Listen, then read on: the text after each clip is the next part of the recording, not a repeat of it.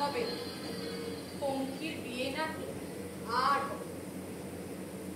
এই রাত পোহালে চলে যাচ্ছে আমার বোন।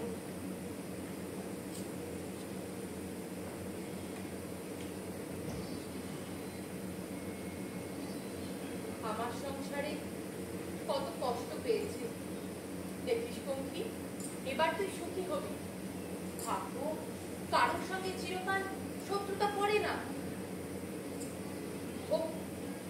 বাক্সর সজ্জার ফুলগুলো অমর করে ফেলেছিস কেন? ও কি অলক্ষণ? ভারী তো বিয়ে, তার আবার বাসর। এখানে যেন কোনো হইচই নাই। আমি এখন ঘুমাবো। ভারী তো বিয়ে? কেন? বিয়ের কোন অনুষ্ঠানটা তোর বাদ গেল শুনি?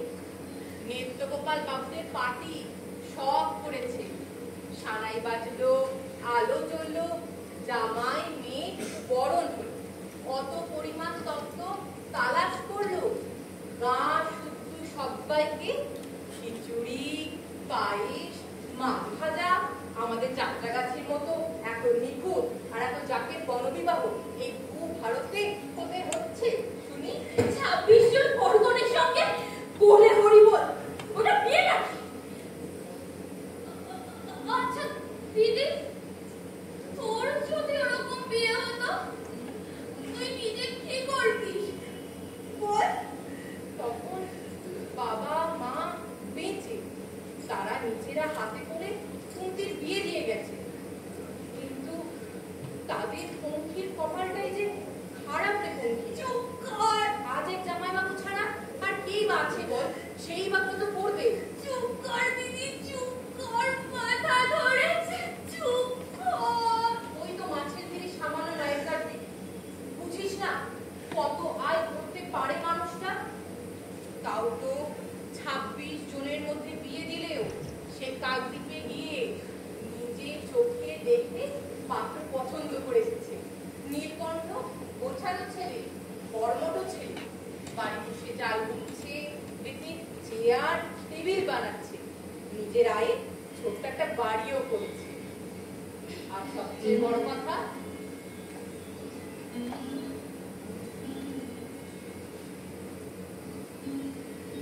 সংসারে তোরাই কেবল দুজন থাকে। বিয়ে তো ভালো হয়েছে রে। কি ভালো হয়েছে সেটা আমি খুব ভালো করেই জানি। আমি নিজে এক অন্ধ, আর তোরা আমাকে আরেক অন্ধের গলায় চাপিয়ে দিলি। এই করার জন্য বাবা চলে যাওয়ার আগে আমাকে তোদের হাতে তুলে দিয়ে গিয়েছিল। একটা চোখওয়ালা মানুষ, একটা চোখে দেখতে পাওয়া পুরুষ মানুষ, তোরা ছোটাতে পারলি না।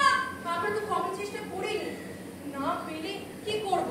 ওই ঘটকপুকুরে সুশান্ত তো ঘটকপুকুরের সুশান্ত জানিয়েছিল 1 বছরের আগে সে কিছুতেই বিয়ে ফিরিতে বসবে না। আর তাছাড়া ছেলেটারা তো টাকার খাই। চোখওয়ালা ছেলের জন্য টাকা লাগবে না?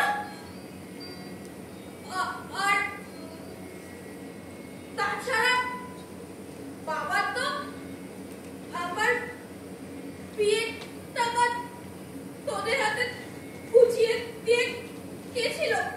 দিদি কি কি হয়েছে? ওই যে ওই শোনো। আর কি শুনবো? আরে তুমি আমার কথা শোনো, বুঝলে? নিত্যগোপাল বাবুদের একবারে পাকা কাজ। হ্যাঁ, আলো আর ফুল দিয়ে রিক্সা ভ্যানগুলোকে এমন সাজিয়ে দিয়েছে যেন ময়ূরপঙ্খী নাও। আর সেই ময়ূরপঙ্খী ভ্যানে চাপিয়ে প্রত্যেক জোড়া বরকনেকে বাড়ি বাড়ি পৌঁছে দিচ্ছে। তোমার ভগ্নিপতি আসছে। তুমি কেন যে পঙ্খীকে আগেই নিয়ে চলে এলে? তাদের ওরা দুটিকে একসঙ্গে ব্যাপার? নতুন বইয়ের মুখখানা এমন ভার কেন? পঙ্খী কি বলছে? পঙ্খী শুধু ও কেন, আমিও বলছি, ছেলের চোখে নজর নজর ওসব নজর টজরে তো আকার করে নাকি আমাদের নীলকণ্ঠ? যাও ওর বাড়ি গিয়ে দেখে এসো। 4 জন নজরওয়ালাকে হাতে ধরে বেদ বোনা জাল বোনা শেখাচ্ছে। রীতিমতো লোক রেখে মাদুর বানাচ্ছে। বুঝলে? 7-7টা নজরওয়ালা ওই নীলকণ্ঠর আন্ডারে খাচ্ছে। নজর ওসব বলে লাভ হবে না। বাবার বিয়ে থার জন্য যে টাকা রেখে গিয়েছিলেন, সেই টাকা দিয়ে তো তুমি অনায়াসে ওই ঘটক পুকুরে সুশান্তকে ধরতে পারতে। ও তো নিজে চোখে দেখেই ওকে পছন্দ করেছিল। চুপ কর! ওই দিদি, তোর পায়ে পড়ি। চুপ কর! চুপ কর! চুপ কর! তোদের রোজের ওই অশান্তি আমার এখন চলছে না। চুপ কর! কোথায় যাবি? জমের বাড়ি।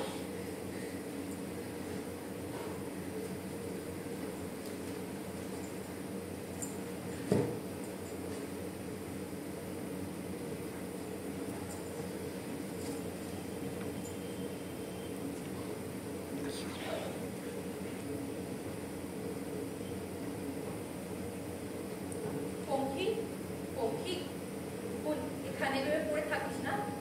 আয়, উঠে চলে আয়। আয়। তাছাড়া সুশান্ত ছেলেটাকে আমার মোটেই বিশ্বাস হয়নি। ও যে টাকা পয়সা হাতিয়ে নিয়ে 2 দিন বাদে ওকে তাড়িয়ে দিত না, তার গ্যারান্টি কে দেবে? এসব তো হামেশাই হয়, হচ্ছে। বলে হতো, বলেই হতো, তাতে তোমার বিয়েটা তো পড়ে পড়ে মিটিয়ে নিলে। এখন আমার বোনের টাকা খরচ করে তুমি 7 মাস হয়ে যাবে কেন? আরে টাকা টাকা খরচ হয়নি। তোমার বোনের টাকাটা খাটানো হচ্ছে, শেয়ার কিনে রাখা আছে। শেয়ারের দাম বাড়লে সব টাকা পেয়ে যাবে, এমনকি ডবল 3 ডবল পেতে পারে। আর 3 ডবল পে কাজ নেই। পঙ্খির যা আছে পঙ্খিকে দিয়ে দাও, শেয়ার বেচে দাও। যেটা বুঝবো না সেটা নিয়ে ঝাঁতন করো এখন থেকে। শেয়ার বেচে একটা সময় আছে। এখন বাজার এতটাই পড়ে গেছে যে এখন দাঁড়িয়ে দাঁড়িয়ে মার্কেট যাবে। মেয়েটার জীবনে ওইটুকু তো সম্ভব। সেটাও যদি দাঁড়িয়ে দাঁড়িয়ে মার খায়, এই জীবনে আমরা ওর সামনে দাঁড়াতে পারবো? দেখো দেখো, ওই টাকাটা শেয়ারে খাটানো ছাড়া কোনো উপায় ছিল না। হ্যাঁ, তোমাদের বাবা সেই সময় যে পরিমাণ টাকা রেখে গিয়েছিলেন সেটা সেই সময়ের মধ্যে যথেষ্ট ছিল। আমি ভাবছি সেটা যথেষ্ট ছিল, কিন্তু আজকে বাজারে ওদের কি হয়? সময় টাকার মূল্য কমে গেছে।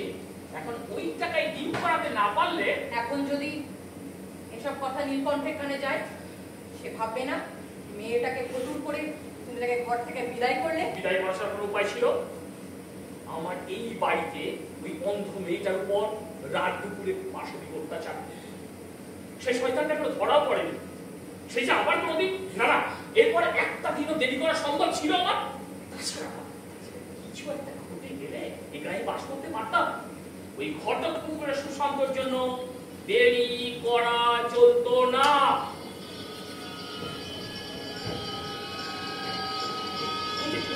ওরা এসে পঙ্খী, পঙ্খী, জামাই প্রথমে বাড়িতে আসছে।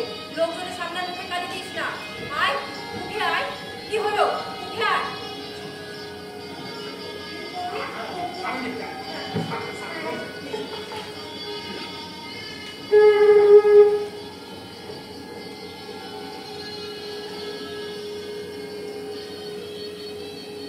পঙ্খী, ওঠো। তোমাকে এইভাবে শুয়ে থাকতে দেখে ভালো লাগছে না, মোটেই ভালো লাগছে না। অবিকল সেই রাতটা, সেই ভয়ঙ্কর দুর্ঘটনার পর তোমাকে এভাবেই পেয়েছিলাম। পঙ্খী, তোমরা ছাড়া তো আমার আর কেউ নেই, তাপসদা। সেই আমাদের কাছে তো চরম সন্তুষ্ট হয়ে গেল পঙ্খী। তাই তো যেমন করে হোক এই যাত্রা কাছে থেকে তোকে সরাবার জন্য আমি ছটফট করছিলাম। গণবিবাহে সুযোগটাও ধরলাম না। কামিসা পঙ্খী, সারা গায়ের লোক তোর বিয়ের সাক্ষী হইল রে।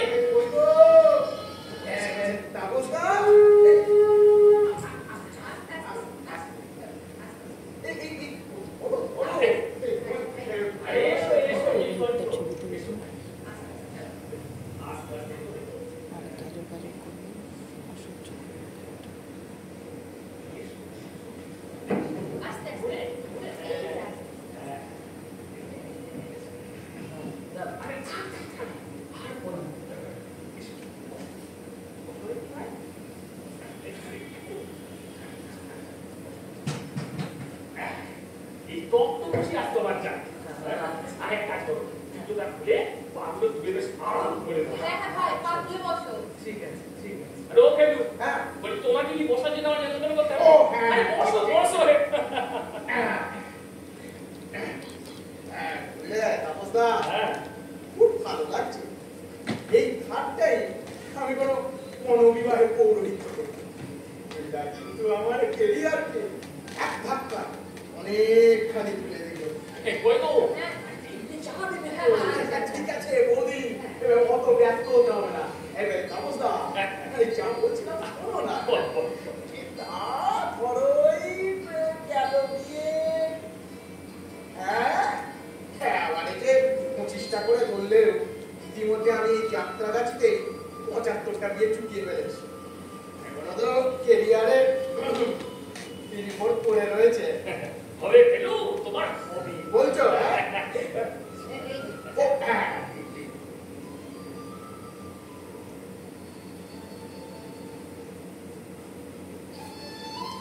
আহ ছাকা পেরে করেছেন বৌদি। বুঝলে খেলু হ্যাঁ বলো বলো। মানে যাত্রার কাছেতে তুমি তো এক নম্বরে তাই নাকি? হ্যাঁ? এটা বলছে তো? একদম একদম আর শুধু আমি কেন গায়ের পাঁচজন তো তাই বলা বলি করছিল বাবা, পাঁচজনে বলছে বলো কি গো? হ্যাঁ, এই নীলকণ্ঠ, আগে হ্যাঁ হ্যাঁ ঠাকুর মশাই। তুমি কেন কিছু বলছো না ভাইয়া? আমার এই কোনো পৌরোহিত্য হ্যাঁ ঠিক ঠিক আমার এই কোনো পৌরোহিত্য, হ্যাঁ যাকে বলে ওই অনুমালা বদল অনুষ্ঠান পরিচালন, ওই শাস্ত্রীয় ম্যানেজমেন্ট। তোমার কেমন লাগলো ভাইয়া? এই সবার সঙ্গে মন্ত্র উচ্চারণ করে এবার কি বুঝলে? একেবারে শিহরণ লেগেছে ঠাকুর মশাই। হ্যাঁ শিহরণ। আগে হ্যাঁ ঠাকুর মশাই। আমি একা মানুষ, অন্ধকারের মানুষ। এই যে 50 জনের মধ্যে বসে তাদের সাথে এক সুরে মন্ত্র উচ্চারণ করে গেলাম, তাদের সাথে ভাগ্য মিলিয়ে গেলাম, এটা ভাবতেই না আমাকে কাঁটা দিচ্ছে ঠাকুর মশাই। বাহ, কথা বলে থাকো তাপসদা। বেশ ভাই বেশ।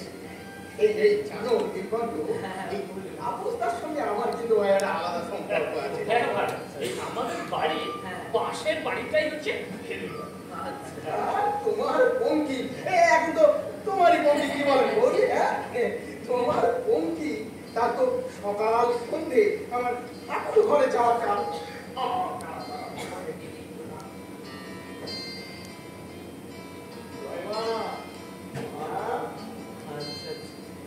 তুই পূজা করো। আচ্ছা। হ্যাঁ, বুঝলে নীলকণ্ঠ, তোমার পঙ্কি রোজ মায়ের চন্দন ঘষে দিয়ে আসে।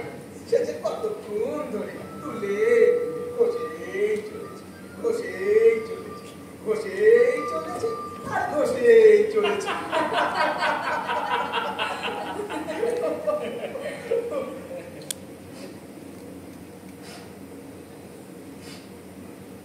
একটা আস্তে গন্ধ পাচ্ছি জানো? বন্ধ আসছে গন্ধ কই না তো।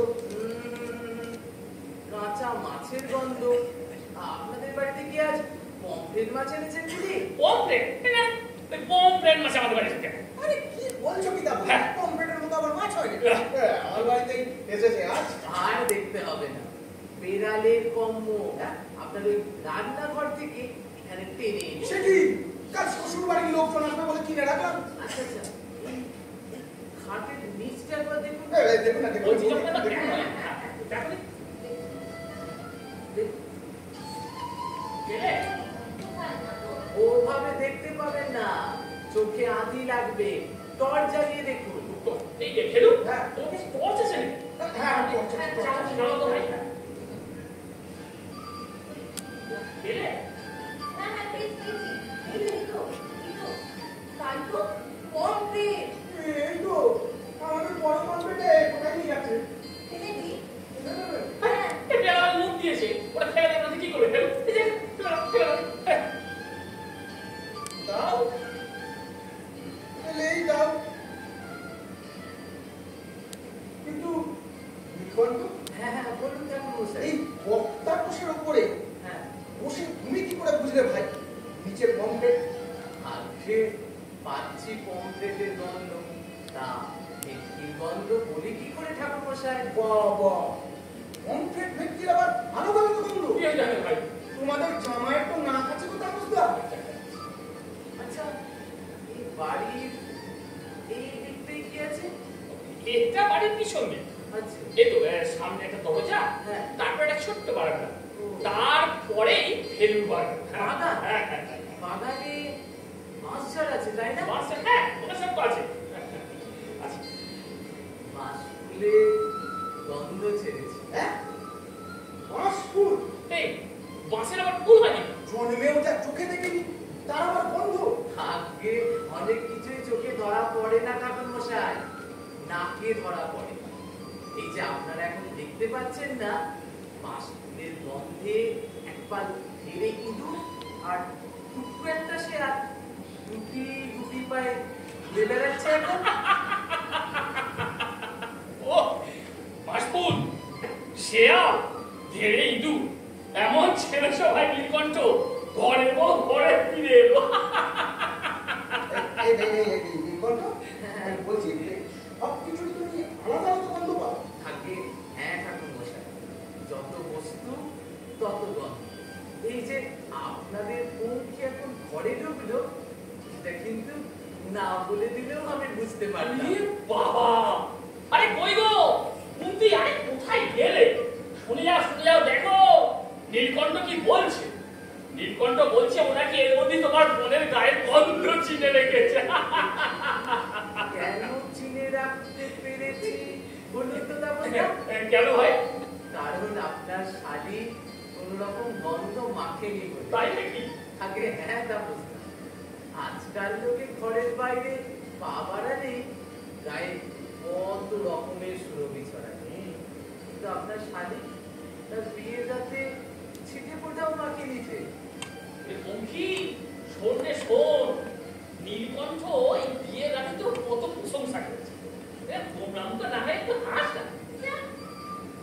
এই নীলকণ্ঠ, হ্যাঁ, বলছি, বলি। কত রকমের গন্ধ চেনো ভাই তুমি?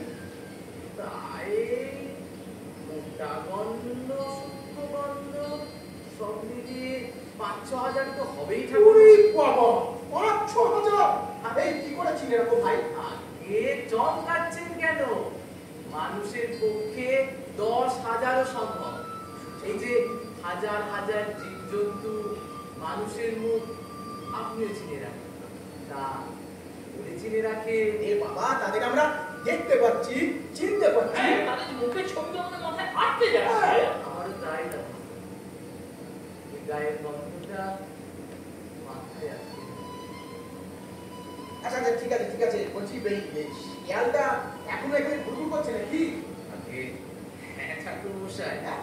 ও এখন সহজে এদিক ছেড়ে যাবে না। কেন? যাবে না কেন? মাশরুমের গন্ধে এদিকে এসে পচা জুতোর গন্ধ পেয়েছে যে। হ্যাঁ, জুতো পচা? এই তাপসদা, হ্যাঁ? এই জঙ্গলে আবার জুতো পচেছে নাকি? কে জানে ভাই? জঙ্গলে না, কিছু মনে করবেন না, না না, মনে করবো না, বলো। আপনার পায়ে জুতো জোড়া পচে গেছে। সে কি? জুতো সব পচে গেছে নাকি? কোনোদিন টের পাইনি তো? হতে পারে ফেলু। কি হতে পারে? আরে বাবা, তুমি তো সারাদিন ফুলকে চলো গিয়ে কারবার করো, তাদিকে তলায় তলায় কবে তোমার জুতোর শোল পচে ঢোল হয়ে গেছে, খেয়াল করবে। তাপসদা, তুমি মশকরা বন্ধ করবে।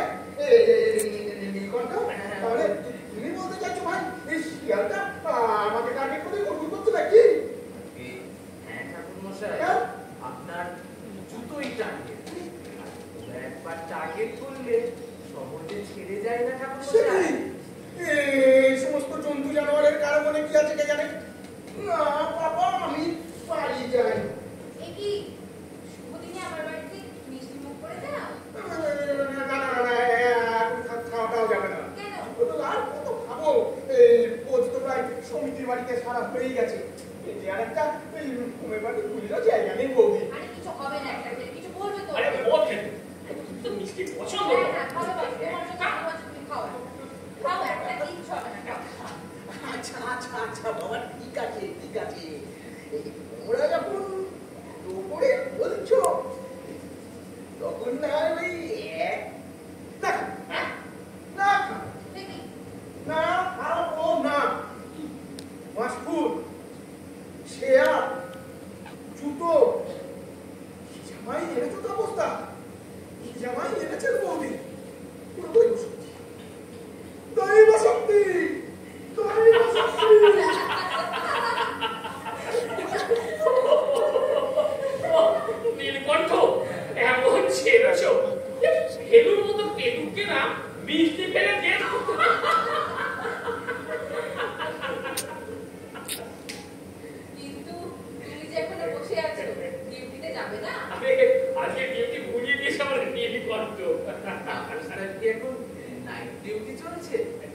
মাসই চলে 365 দিন ওই মেছো বেরিতে রাত জাগা। হ্যাঁ ভাই, অনেকগুলো ভেরি নিয়ে একটা কোঅপারেটিভ।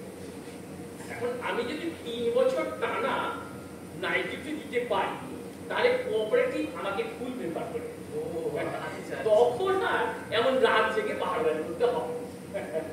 এখনো 6 মাস বাকি আছে, একা একা থাকা যায় নাকি? বাবা, 6টা তো মাস অফিসটা চালিয়ে নাও, তারপর তোমাকে পাচ্ছ। ভাই নীলকণ্ঠ, হ্যাঁ বলুন তা। আমি যখন তোমাকে দেখতে তোমার বাড়িতে গিয়েছিলাম, হ্যাঁ তখন তুমি তোমার এই আশ্চর্য ক্ষমতার কথা না বলনি। বিহার এমন আশ্চর্য নেই। কেউ চোখে দেখে মনে রাখে, কেউ কানে শুনে, আবার কেউ নাকে শুনে। নীলকণ্ঠ, আমার মাথায় একটা প্ল্যান এসছে। প্ল্যানটা বেশ তোমাকে বুঝিয়ে দেবো, কেমন?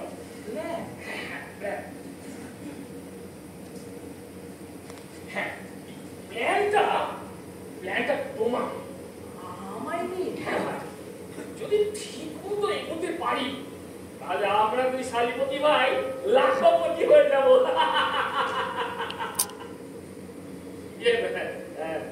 ভাই, আমার ডিউটি টাইম হয়ে গেছে, কেমন? ডিউটি থেকে ফিরে এসে কাল সকালে তোমাকে বুঝিয়ে বলবো। হ্যাঁ, চলি।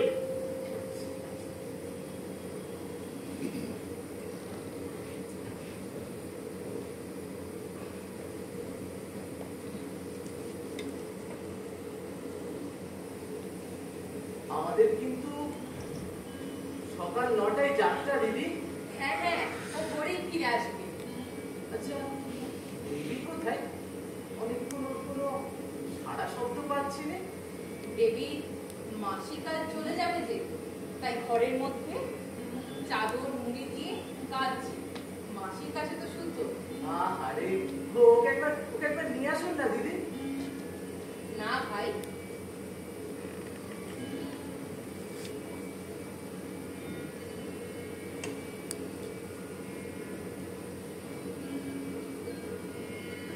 উনি এখন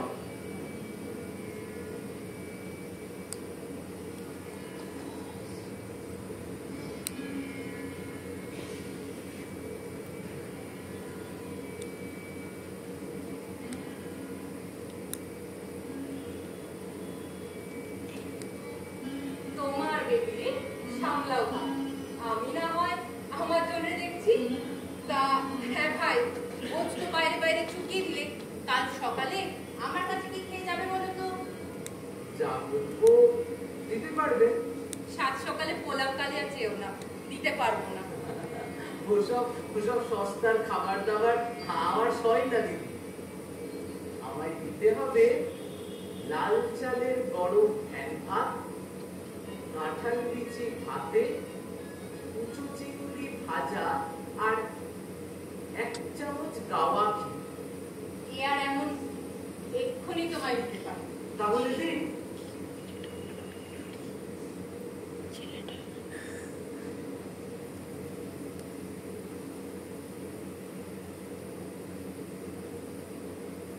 লাল চালে গরম ফ্যান ভাত, কাঁঠাল বিচি ভাতে, কুচো চিংড়ি ভাজা, আর 1 চামচ গাওয়া ঘি। নাও, সব একসঙ্গে পেলে কাল সকাল পর্যন্ত আর অপেক্ষা করতে হলো না।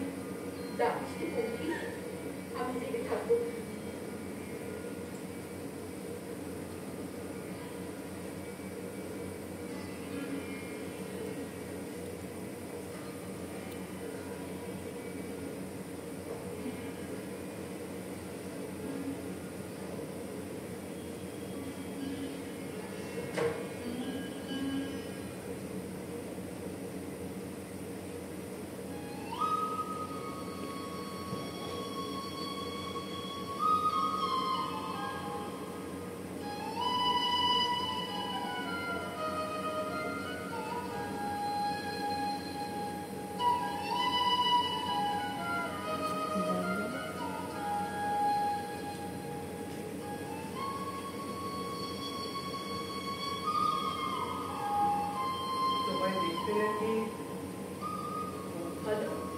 হ্যাঁ ঘটকপুকুরে সুশান্ত তোমায় বিয়ে করতে চেয়েছিল, জামাইবাবু রাজি হয়নি বলে তুমি খুব কান্নাকাটি করেছ। কে বললে? যারে তুমি প্রাণের কথা বলো, যার ঠাকুর ঘরে দুলে দুলে চন্দন ঘষো। ও ফেলুদা। সুশান্ত বছরখানেক দেরি করতে বলেছে। কোনো একটা বিশেষ কারণে জামাইবাবুটা করেনি। হ্যাঁ রাজি না হয়ে ভালোই করেছে। কেন কেন রাজনা ভালো করেছেন? রাজি হলে যাত্রাগাছির পঙ্খির এই হাতখানা ছুতেই পেত না কাকদ্বীপের নীলকণ্ঠ। স্বার্থপর। তা সে যাই বলো, বিয়ে থার ব্যাপারে কোনো চক্ষু লজ্জা নেই।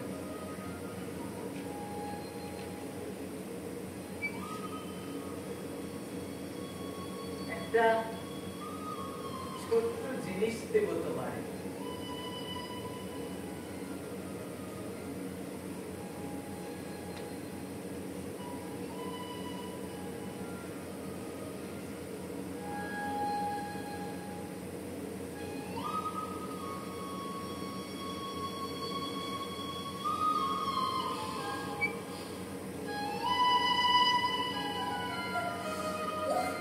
লাগছে তো। আঙুলটা এত শক্ত করলে পড়াই কি করে? দুধ চাই। ফেলে দিলে পঙ্খি? দিলাম। কোন দিকে পড়লো সেটা?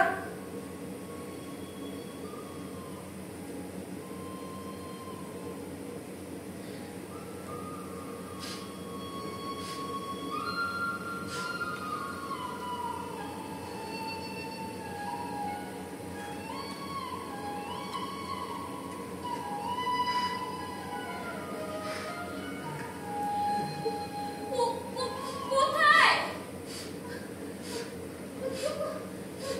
কোথায়? কোথায়? কোথায়? কোথায়?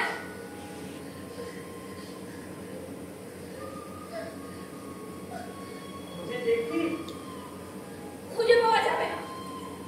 দিদি যদি কাল সকালে ছাড় দেওয়ার সময় পায় তো? সোনার জিনিস কতক্ষণ হাতছাড়া করে রাখতে হয় বুঝি? তাহলে সারা রাত্রি খোঁজাই চলুক।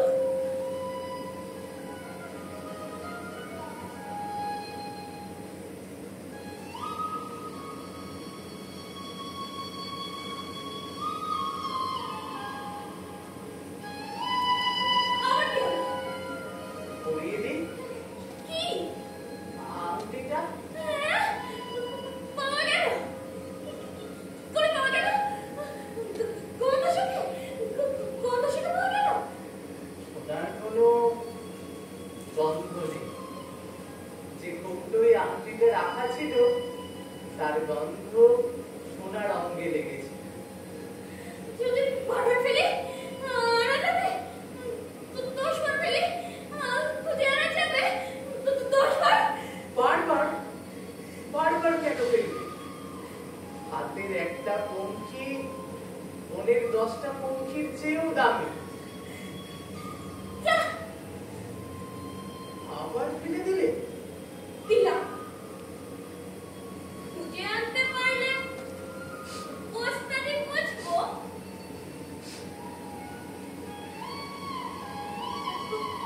পাওয়া গেল?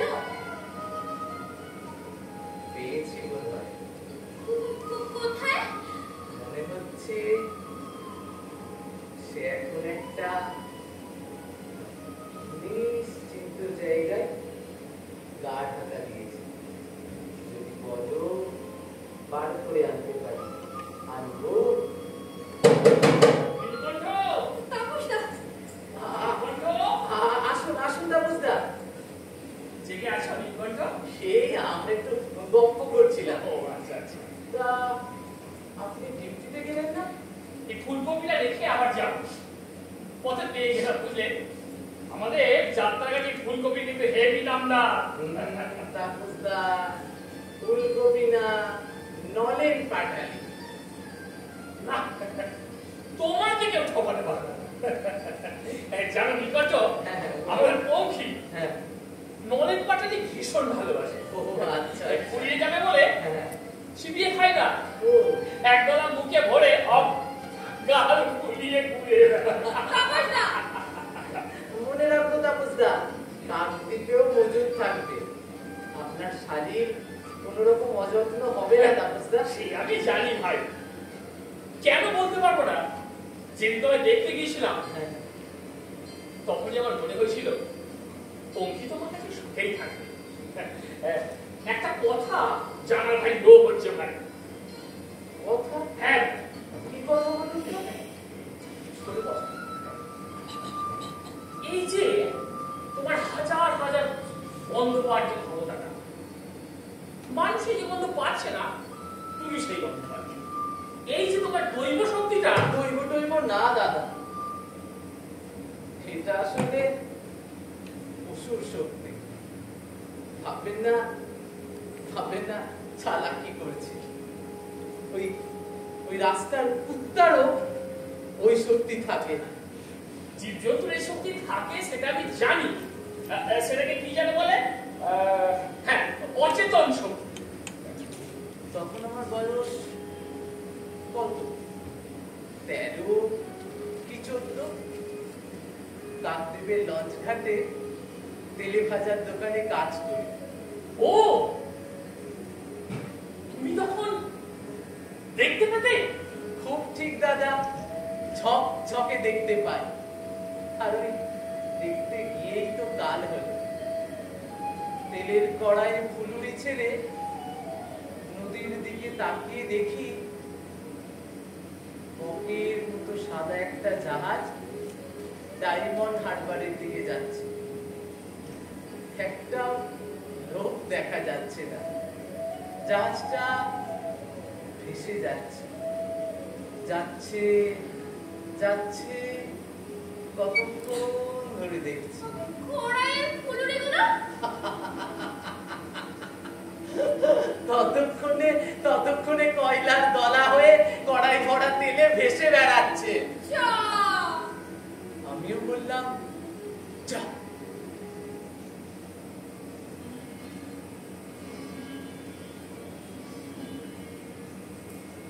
কিন্তু মালিক ছাড়ে ঘাড় মুটকে ছুঁড়ে ফেলো রাস্তায়।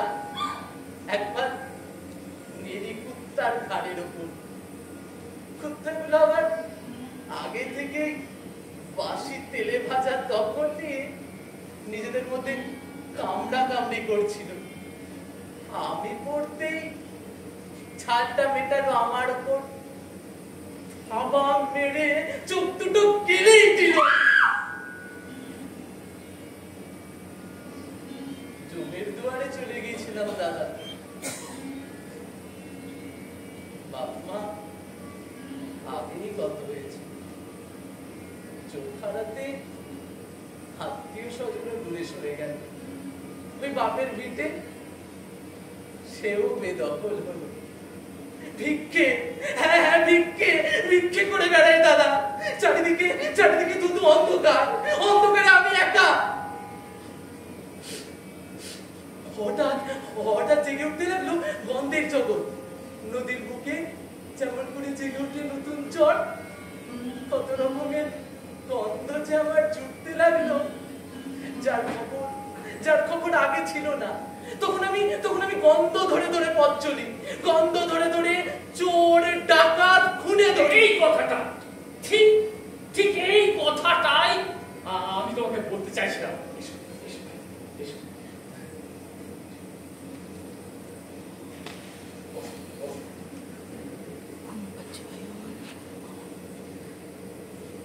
দেখো ভাই, তোমার এই অসাধারণ ক্ষমতাটা কাজে লাগাতে হবে।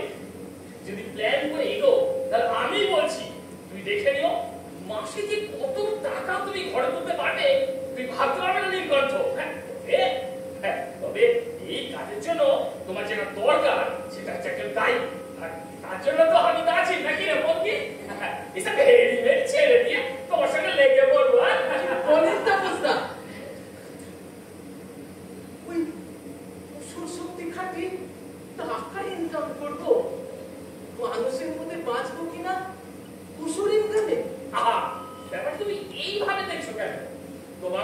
স্পেশাল ক্ষমতা বছরের আছে? না তা বুঝতে মানুষের সমাজে আমি মানুষের মতোই বাঁচব। দেখলেন না সব ছেড়ে ছুড়ে জাল বোনা শিখলাম, পেটের কাজ ধরলাম, মাদুর সেতুর পাটি দেখেছেন তো আমার ফার্মে কত লোক করে কমে খাচ্ছে। এরপর আপনাদের এই পঙ্খিকে পেয়ে গেলাম, রাজার মতো জীবন কাটবে আমাদের। আচ্ছা তাপসদা, আপনার ওই নলেন পাটালি খানা পঙ্খির ব্যাগে ভরে দিতে দিদি যেন ভুলে না যায়। না ভাই, কোন ক্ষেত্রে ভালোবাসে দিদি কি আর ভুলে যাবে? ও ঠিক করে দেবে না। অনেকখানি রাত হলো, তোমরা বিশ্রাম নাও, আমি ডিউটি সেরে আসি। হ্যাঁ আসিব। সাবধানে যেও তাপসদা।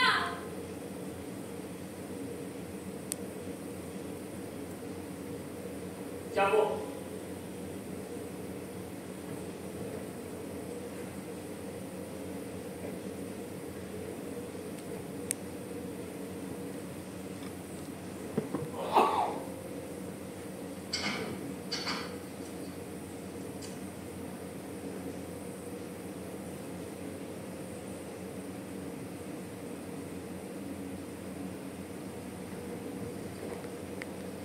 তোমায় আমার একটা লোককে খুঁজে বের করে দিতে হবে।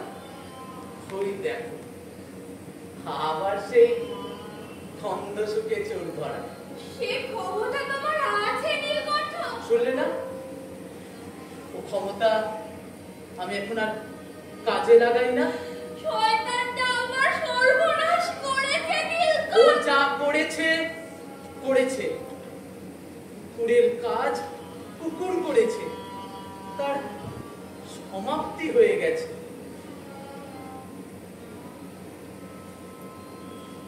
এখন আর তোমার কাছে কেউ খেসতে পারবে না।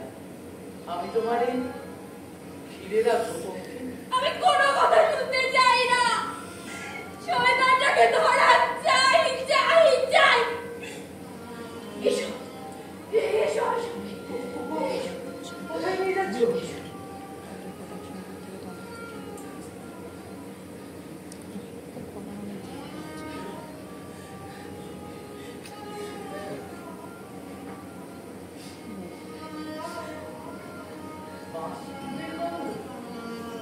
এই সেই পেছনের বারান্দা। এই বারান্দায়, এই ঠায়, সেই রাতে। আজ আর কোনো সর্বনাশের কথা না, ও কথা বলার ফের সময় পাবো। আজ আমাদের সুখের দিন। সুখ? তুমি জানো না আমাদের সুখের কথা ভাবতে নেই? বলছো পঙ্খী? এই ঠায় বসে আমি সেই সুখের কথাই ভাবছিলাম। খড়গ পুকুরে গেলে কত সুখী না হবে আমার। কানে পাচ্ছিল সুশান্তের গলাটা। চলো চলো, আজ তোমার সুশান্তের কথা শুনবো। সুশান্তের কথা নয়, সর্বনাশের কথা শোনো। ঘুম আসছিল না, দিদি ঘুমিয়ে পড়েছে। তাপসটাও ডিউটিতে। সব চুপ চাপ। হঠাৎ একটা মচ মচ শব্দ। বাঁশপাতা মারিয়ে কেউ যেন এগিয়ে আসছে। কে?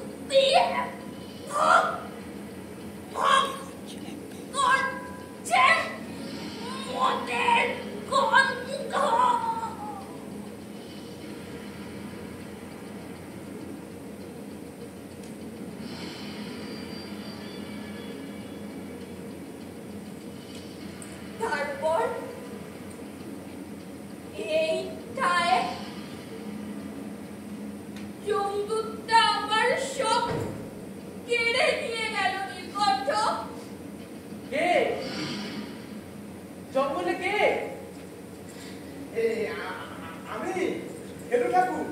আরে হেলু ঠাকুর গো, তোমাদের বিয়ে দিলাম। ও ঠাকুর মশাই, এত রাতে চন্দন রেখেছে? বলে দুজোড়া পচে গেছে শুনে সর্বাঙ্গ কেমন একটা ঘিনঘিনিও। তাই জুতো জোড়া পরিত্যাগ করে একটু চন্দন রেখে দিলাম, একটু বেশি করে রেখে দিলাম আর কি। তা এত রাতে ঝোপ ঝাড়ে কেন? কেন? কেনটা বলতে গেলে তোমাকে তো পুরো জিওগ্রাফিটাই বলতে হয়। জিওগ্রাফি? দেখো নীলকণ্ঠ, এই ঝোপঝাড় যেমন তাপসদার বাড়ির পেছন, হ্যাঁ। তেমনি আমার বাড়িরও পেছন। আবার আমার ওই দোতলা থেকে তোমার এই একতলা ঘরখানা পরিষ্কার দেখা যায়। দেখলাম আলো জ্বলছে, তোমাদের গলার আওয়াজও শুনলাম, তাই ভাবলাম যাই নীলকণ্ঠকে কথাটা শুনেই আসি। কথা? কি কথা ঠাকুর মশাই? হলো কি জানো নীলকণ্ঠ, সন্ধেবেলা তোমার ওই অলৌকিক শক্তিটা পরিচয় পেয়ে আমার কেন জানি না মনে হলো বঙ্কিম জীবনের ঘটে যাওয়া গোপন অতীতটার কথা তুমি একদিন না একদিন তো জানতে পারবে। তার আগে আগে যদি আমি তোমায় বলে দিই, একদিন ঠাকুর ঘরে চন্দন খুঁজতে খুঁজতে মেয়েটা কাঁদতে কাঁদতে যখন তার চরম সর্বনাশের কথাটা আমাকে বললো, তো শুনে কত বাক হয়ে গেল। অবশ্য এ নিয়ে আমি ওর দিদি জামাইবাবুকে কিছু বলবো, আর কেনই বা বলবো? তারা নিজেরা যখন আমাকে কিছু বলেনি, আমি বা উপযাচক হিসাবে ওদের কেন বলতে যাবো? আর কিছু বলবেন ঠাকুর মশাই? বলবো নীলকণ্ঠ, দেখো মেয়েটার উপর যেন তুমি ভাই কোনো প্রতিশোধ নিও না। এতে তো ওর কোনো দোষ নেই। বরং তোমার এই অলৌকিক শক্তিটাকে কাজে লাগিয়ে ওই শয়তানটাকে ধরবার চেষ্টা করো। বাড়ি যান ঠাকুর মশাই, সঙ্গে টর্চ এনেছেন তো? হ্যাঁ, খরচ তো আনা হয়নি। তাহলে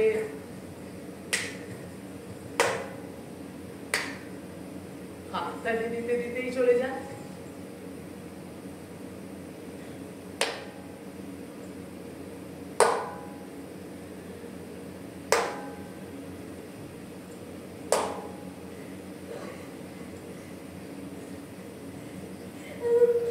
পেয়েছি গো! পেয়েছি! কি কি পেয়েছো কুন্তি? ওই কেসির টুকরোটা আমি পেয়েছি। কিনছি? ওই চমকুকটা যখন আমাকে বুকের চাপে ধরতে দিচ্ছিল না, তখন আমি খামচে মেরে ওর গেঞ্জির কিছুটা টুকরো ছিঁড়ে নিয়েছিলাম। ভালো করে শুকে দেখো না, দেখো ভালো করে শুকে দেখো না, তোমরা শোনাচ্ছে না? এখন একটু গন্ধ নেই, দেখো না, দেখো না, দেখো। ছেঁড়া টুকরোটা দেখেছো কেন? তুমি কি জানতে নাকি তোমার পর তোমার সারা জীবনের সাথী হয়ে আসছে এমন একটা লোক যার কুত্তার মতো ঘ্রাণ শক্তি? না গো না, আমি কি করে জানবো বলো? এত বড় সৌভাগ্য আমার হবে?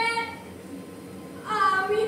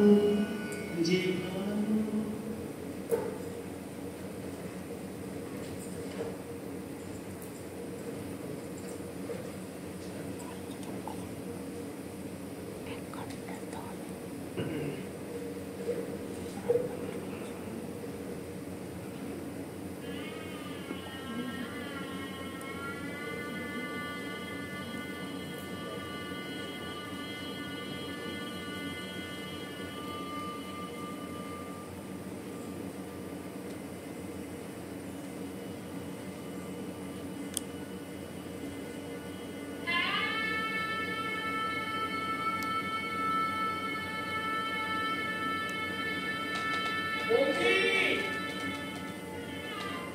পঙ্খী পঙ্খী ও তুমি ওরা সব কোথায় গেল? সব রেডি তো? হ্যাঁ, খাওয়া দাওয়া হয়ে গেছে। তারপরে দুজনে বেরিয়েছে কোথায়, কিন্তু সেও তো অনেকক্ষণ কে জানি ঠাকুর ঘরে চন্দন ঘষতে বসলো কিনা। এই চন্দন ঘষা শেষ হয় না। হ্যাঁ, এই চন্দন ঘষে কি হয়? তুই ঘষে ঘষে কি হলো? বেবি, আরে ইয়ে করো, বেবিকে পাঠাও, তোকে ডেকে নিয়ে আসো। বেবি, আরে মেয়েটা সারাও দেয় না। বেবি, আর চেঁচিও না। বেবি ওদের সঙ্গে যাবার জন্য বায়না ধরেছিল, আমি ওকে স্কুলে পাঠিয়ে দিয়েছি। ও এসো এদিকে, বসো এখানে। নাইট ডিউটি দিয়ে চোখ দুটো তো জবাব ভুল করে তুলেছো, একটু বসো দেখিনি। আরে বাবা, নটা লঞ্চটা ধরতে না পারলে পরের ক্লাসে বিকেল 3টে। তুই কি ছাত্রী না? হ্যাঁ, দিনের আলোয় পৌঁছাতে না পারলে ওরা বিপদে পড়বে। সে চিন্তা নির্ভর আছে, হ্যাঁ। কিন্তু ওদের সঙ্গে তো কারো যাওয়া দরকার ছিল। আরে হ্যাঁ হ্যাঁ, সে ভাবনা আমারও আছে। নারায়ণকে ঠিক করেছি, বাইরে ভ্যান নিয়ে অপেক্ষা করছি। এইসব মালপত্র বয়ে নিয়ে গিয়ে ওদের সঙ্গে লঞ্চে উঠবে, বাড়ি পৌঁছে দেবে, বরকনেকে ঘরে তুলে দিয়ে তারপর ফিরবে। হ্যাঁ, তবু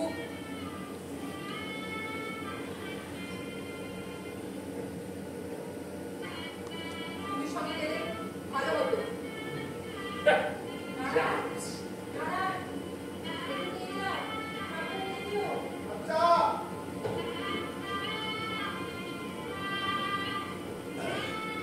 ওই ভেক্সের আমার মনের উপায় আছে, যতদিন না ফুল মেম্বারশিপটা পাচ্ছি।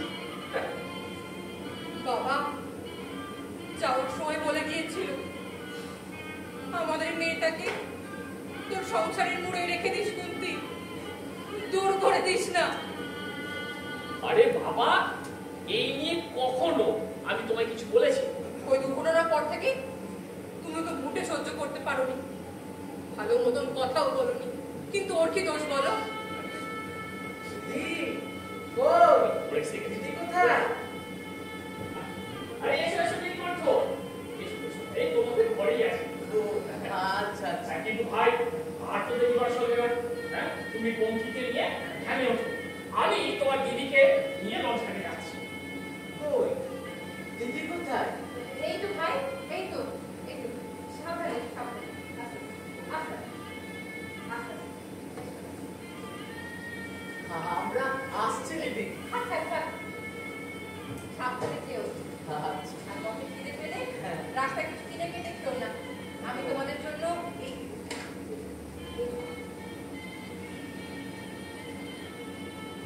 এই ব্যাগে জয়নগরের মোয়া, ললিতপুরের সন্দেশ আর পরোটা আর আলু ভাজা দিচ্ছি। তাহলে আর বাদ গেল কোনটা দিদি? বাদ রাখলাম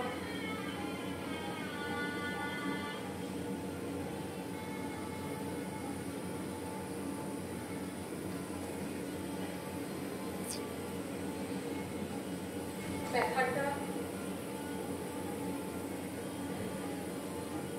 জ্বালাটা আর বিঘ্নটা, ওগুলো যেন কোনোদিন তোমাদের দুজনকে ছুতেও না পারে ভাই। ভাই নীলকণ্ঠ, হ্যাঁ বলুন না। তোমাকে কয়েকটা কাগজ দিই, ধরো ধরো। এগুলো শেয়ার হয়, পঙ্খির টাকায় কেনা। শেয়ারের দাম উঠতেও পারে, আবার নামতেও পারে। সময় মধ্যে বেছে দিও, কাজগুলো সাবধানে রেখো ভাই। দাদা, হ্যাঁ বলো। আজ থেকে আমরা এক পরিবার। নিশ্চয়। আর আপনি হলেন সেই পরিবারের মাথা। এই কাগজপত্র না, এগুলো এগুলো আপনি আপনার কাছেই রাখুন দাদা। তবে হ্যাঁ, এই বন্ডগুলো ভাঙিয়ে টাকাটা বেবির বিয়েতে কাজে লাগাতে হবে কিন্তু। তুমি অনেক বড় মনের মানুষ ভাই, অনেক উদার মনের মানুষ। আচ্ছা নীলকণ্ঠ, হ্যাঁ হ্যাঁ বলুন দিদি। তোমার তো মোবাইল আছে তাই না? হ্যাঁ আছে তো। তা তাহলে মাঝে মাঝে ফোন করো না আমাদের। অবশ্যই অবশ্যই করবো। আর সময় পেলে আমার এই বোনটাকে নিয়ে এসো। আসছেন কেন দিদি? অবশ্যই আসবো। আর আপনারাও না সবাই মিলে একদিন কাকদ্বীপ যাবেন, সবাই মিলে বসে আড্ডা দেওয়া যাবে। চলো চলো চলো।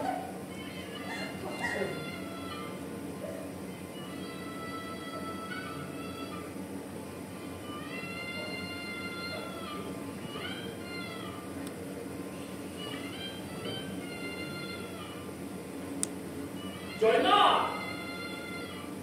তুমি রক্ষা করেছো মা গো, তুমি বাঁচবে।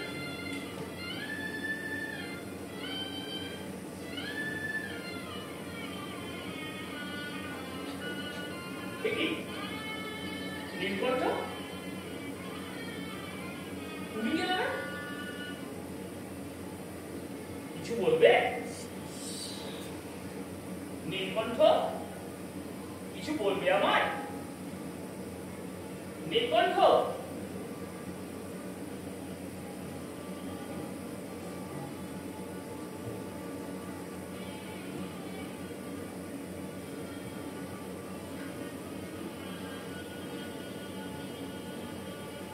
কি হলো ভাই? এই মোড়কটা রাখুন দাদা, এটা আপনার জিনিস। আমার কি আছে এতে?